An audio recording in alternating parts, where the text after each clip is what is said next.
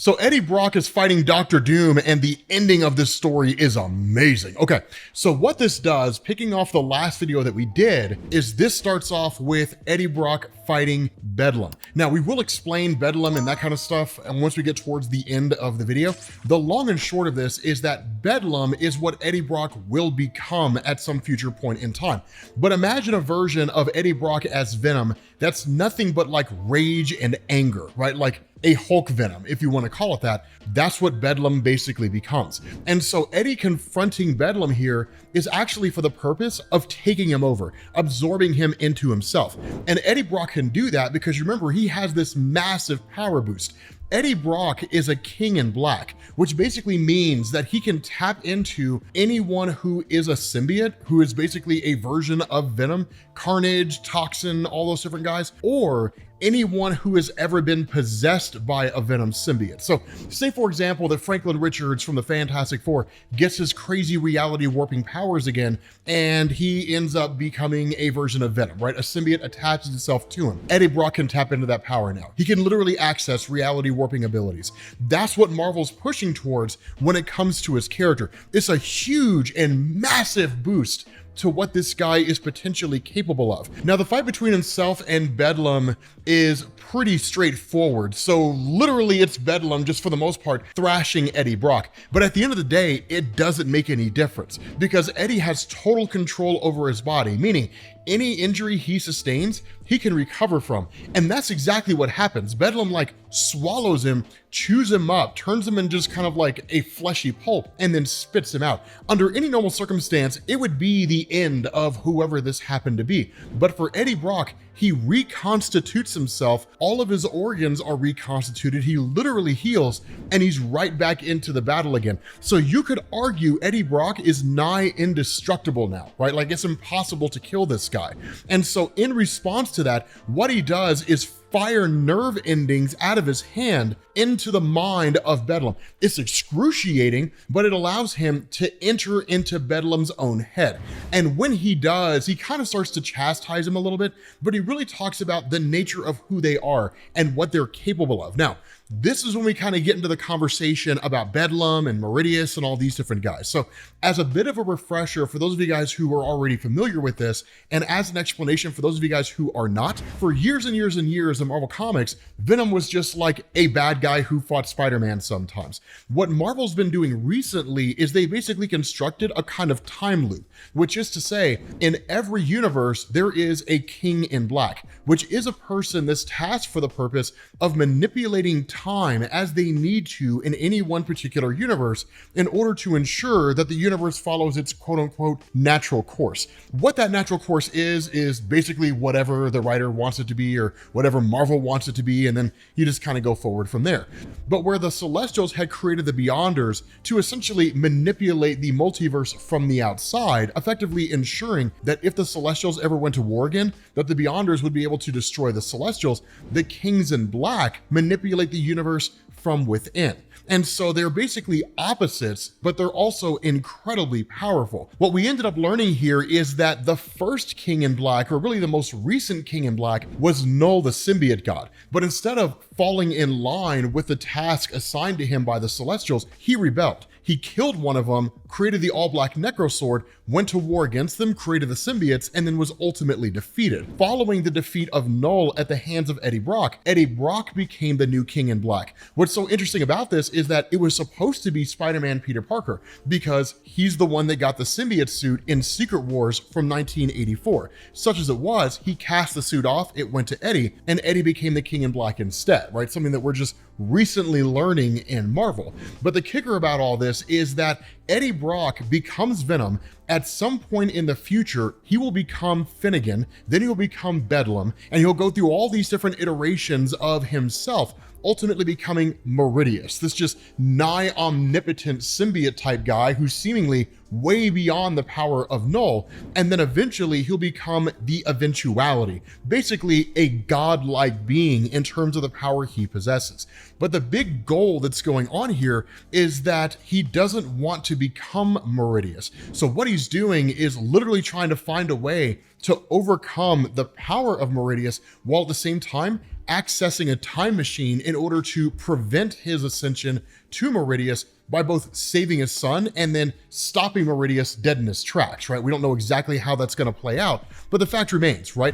In this kind of mindscape conflict between himself and what's basically Bedlam, this is why you have Eddie with the beard, who's the modern day version of Eddie. Bedlam looks like Eddie Brock from the 1990s, the old school muscle-bound Eddie Brock, who was just a gigantic dick. But at the end of the day, despite how Bedlam looks, he is still just a symbiote, right? Like a black symbiote that basically looks red because of his physical form. Eddie Brock gets the upper hand on Bedlam, and when he does, he absorbs the symbiote into himself. And this basically allows him to take on a new form, which has like 4 arms. Now, the thing about this is that Eddie is going to be his normal self going forward into the future of this, but Bedlam will just kind of manifest occasionally depending on the circumstances. When he fights Doom, that's when it gets amazing. And the way this happens is it initially picks up with Eddie Brock arriving in Latveria. Now, one of the things to understand, when you travel to the country of Latveria, you pay your money and take your chances, right? That's just the way that it goes. If you start breaking laws, you're going to end up in a prison cell down in the basement of Doom's castle, and you're just going to stay there for the rest of your life. And no amount of bargaining by any government anywhere is going to see you set free in any capacity, right? So you're literally just going to destroy your life. When Eddie Brock gets here, he's met by what is in effect the TSA, Latveria's version of the TSA, but basically Doombots, right? And the thing about this, for those of you guys who aren't really familiar with that, Dr. Doom doesn't show up all that often as his actual self when he goes out into the world. Instead, he sends in robots that are designed to look and act like him. And depending on the complexity of the Doombot, sometimes the Doombot itself will not know that it's not Dr. Doom. It'll actually believe it's Doom, right? It makes for a very, very convincing circumstance. In this instance, these guys are more just kind of following instructions than anything else. So sort of the typical robot that you would expect to see. And when Eddie Brock is told, like, open your bag so we can search it, he literally manifests Bedlam. And Bedlam just like chews this guy up and then destroys him, and that's it.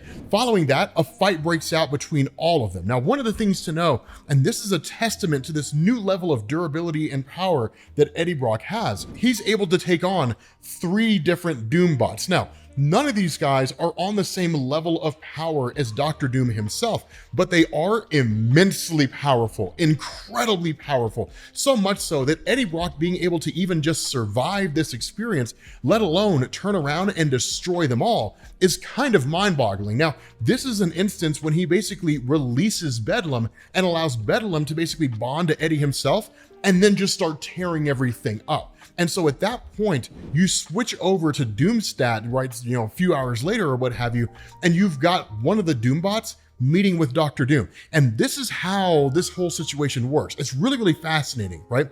Doom looks at this Doombot and starts talking to it and says, okay, so like Eddie Brock escaped our forces, you have obviously failed me. But the response of the Doombot, because it is an aspect of Doom, is like, but Doom can't fail. And the response of Doom is, but like you did though, right? So here's the question. Surely with someone like Eddie Brock showing up on the scene and attacking all of you guys, surely you didn't just bring in every single Doombot. Of course, you had to have had one in reserve that would serve the purpose of just tracking his whereabouts and following him. And the response of this Doombot is, I did not, right? It made a mistake. It failed, it destroys itself, right? That's the price that it pays for failing Dr. Doom, right? Then you get a knock on the door, Dr. Doom says enter, and Eddie Brock just comes smashing through the door for no other reason than the fact that when it comes to Dr. Doom, you kind of have to make an impression when you show up to him, right? It's one of those things where like, you can't just show up to Dr. Doom with flowers in your hand and say, hey, I've come here to take you on a date. You gotta like fly in with a helicopter, right? And like come out in like an amazing suit or something along those lines. It's gotta be grandiose. It's gotta be big because Dr. Doom only really respects people that he sees as being equal to himself. With Eddie Brock becoming a king in black,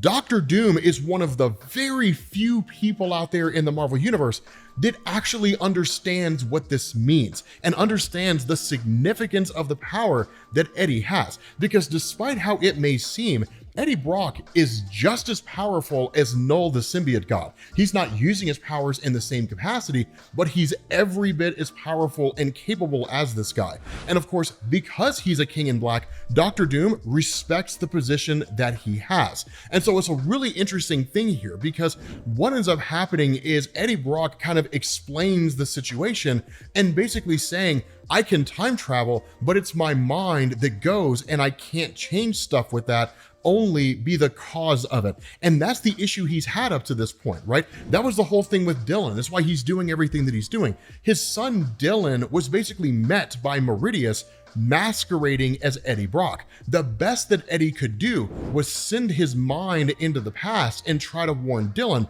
but it was all part of the plan of Meridius, who figured that Eddie would do that, and that led to quote unquote Eddie Brock appearing to die, and then Dylan being bonded with the Venom symbiote with the hope that Meridius could track his son down and then of course absorb the symbiote into himself. But all of this is done by Meridius basically manipulating the timeline to ensure that Eddie Brock becomes Meridius, whereas Eddie Brock is trying to prevent that from happening. And so what's cool here is he tells Doctor Doom, I need to physically send my body into the past because I need to go to that moment when my future evil self, right, Meridius, contacts Dylan and pretends to be me, and I can bust in the door and I can say, Dylan, that's not me. That's an evil future version of myself. I can't do that if all I can do is send my mind into the past, because every time I do, the situation and scenario plays out the exact same. What I need from you, Doctor Doom, is your time platform. Now, one of the things to know here, this is one of the coolest things about Doctor Doom, right? This guy can legitimately time travel. And in Marvel Comics, it can be done in different ways. It can be done in the same way that Doctor Doom does when he basically blends magic and science to create the time platform. People like Doctor Strange can do it using spells. People like Silver Surfer used to be able to do it back during the old Jim Starlin days just by using the power cosmic, right? You can use the time stone. You can do it in any number of different forms. But Doctor Doom's time platform is a highly coveted device that's sought after by so many people, and he keeps this thing under lock and key. Even Reed Richards of the Fantastic Four is smart enough not to try to break into Doctor Doom's castle and steal his time platform. Thanos wouldn't even try to do it, right? Like, attempting that is absolute folly. If there's anything Doctor Doom will fight you to the death over, it's exactly that. And a perfect example of this is when he says, out of the question, Latveria does not have a policy of allowing firearms within reach of children.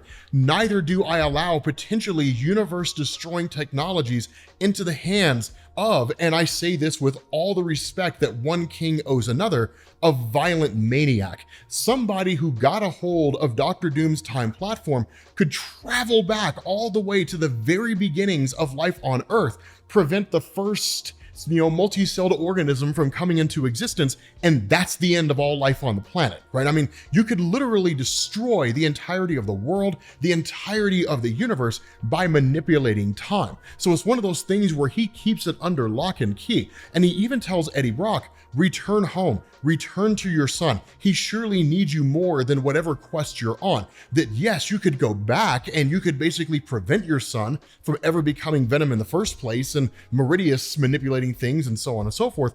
Or you could go find your son and be a father, and you could teach him how to be an effective superhero now that he's already on this path. But that's the thing, Doctor Doom doesn't really see the bigger picture. He doesn't see that it's not just about stopping Meridius from effectively engineering a set of circumstances that would lead to Eddie's son becoming Venom. It's also Eddie trying to stop himself from becoming this uber evil version of himself in the future. And so once they both realize that they're at an impasse, the response of Doctor Doom is, okay, so should we finish our meal? or do you just want to get things started? And of course, Eddie manifests the Bedlam symbiote and then immediately goes after Dr. Doom. Now, the cool thing here is fighting Dr. Doom in his own castle, that is a fool's errand if there ever was one, because the first thing he does is he uses magic and just summons a demonic hand from another dimension, which immediately seizes Eddie Brock. But given the boost of Eddie's power and what he's capable of, he just starts breaking the fingers of this demon. And in turn, it just retreats back into from whence it came, right? It just goes back to its place. And then following that, the fight continues between the two. But something to understand here, Dr. Doom is fighting to kill. That's one of the things that I want you guys to be aware of here, right? He's intending to destroy Eddie Brock, but he can't. Eddie's either too fast or he's too durable, and he can't simply be destroyed through conventional means. Literally, there's a point where Dr. Doom blasts him with this energy source, and it just kind of blows a hole in him. He immediately heals, and then sends Bedlam after Dr. Doom, which is enough to kind of chew on him and bite him up a little bit, but it leads to Eddie having just enough time to be able to locate the time platform. And that's when Doom is like, okay, look, this was fun in games before. Now you're irritating me. Now you're frustrating me. If you do not back away from that time platform, I will eradicate you in your entirety. And presumably, given all the level of magic and all the power that Dr. Doom has, he genuinely believes that he can. But the reality is he cannot. He cannot destroy Eddie Brock, and he simply just doesn't know it. And so while Eddie Brock is nowhere near intelligent enough to be able to decipher how to activate this time platform, just given the complexity of what it takes to get this thing up and running, he does exactly the next best thing, exactly what you would expect Eddie Brock to do. When in fear, when in doubt, hit it with a hammer, and he just starts smashing this thing. He just starts smashing the control box for the time platform. And then what do you know?